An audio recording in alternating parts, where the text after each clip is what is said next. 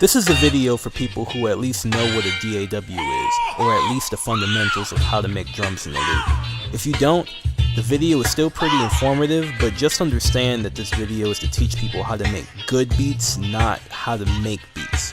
With that said, one of the biggest questions producers ask themselves every day is how to make good beats. In my attempt to answer this question, I'll be breaking down the process so that it's easier to understand. Mainly because the public doesn't like the long answer, and spoilers, it's pretty boring. Let me explain. The common person is infatuated with the idea that a music producer is comparable to the MC or rapper because they set the mood for the track.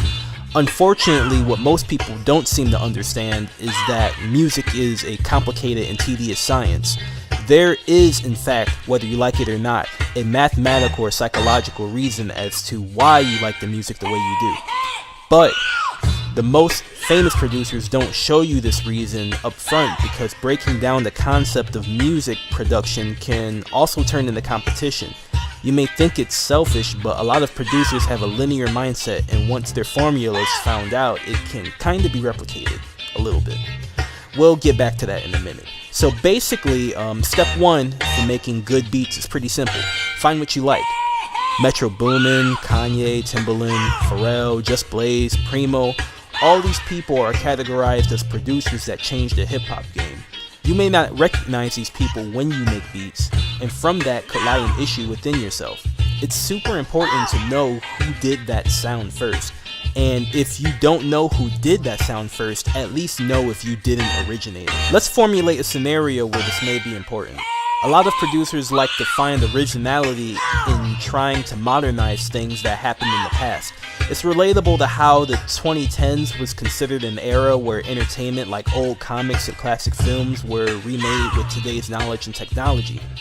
So if you're influenced by Jay-Z's The Blueprint and you want to find out what in 2018 could possibly make people feel the way you did back when you heard You Don't Know for the first time, you may want to look into the impact of how Soul Records influenced 2001 and study what Just Blaze did to make that sound so affectionate.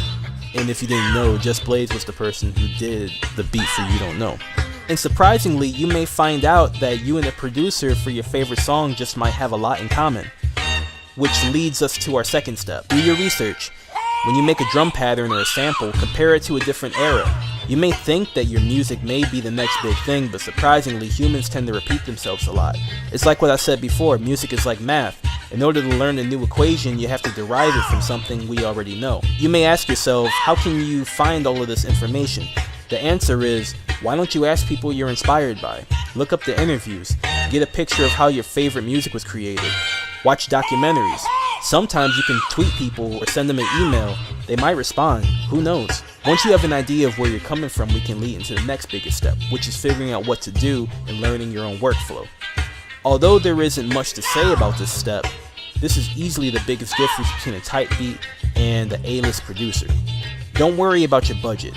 That's the first thing, because most hardware can be replicated as software and most software can be pirated, so there really isn't any excuse. If you can't find what works for you, then learn what works for other producers. This is where I come back to what I said about replicating a producer's workflow. For a basic understanding, I used to study 40, Drake's producer. Initially, when they released October's Very Own, the workflow for a common 40 beat was to either find sounds similar to Kanye's 808s and Heartbreak, or take a soulful 90s sample, or take a late 80s Phil Collins like synth and filter the high end. And then from there, what you would want to do is filter the drums in order to give it like an underwater effect.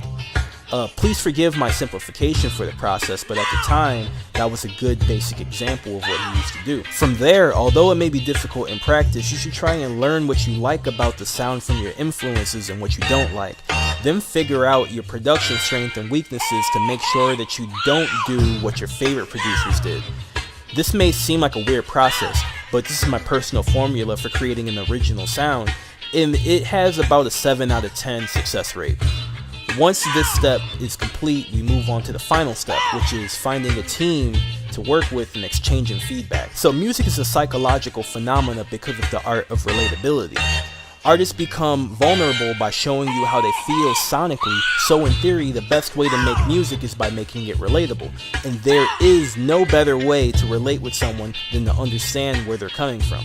So, if you want to make top-notch beats, you should understand how most other musicians think.